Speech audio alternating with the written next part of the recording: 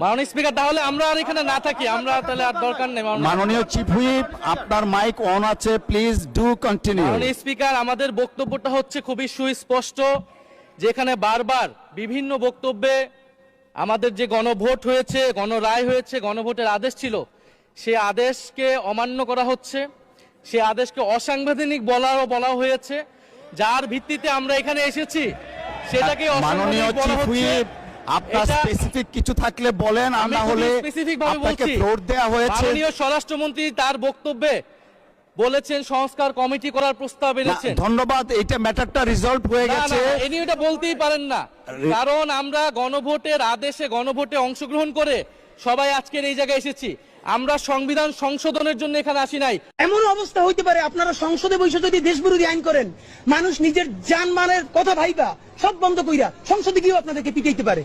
আপনারা তখন যত ইংলিশে মব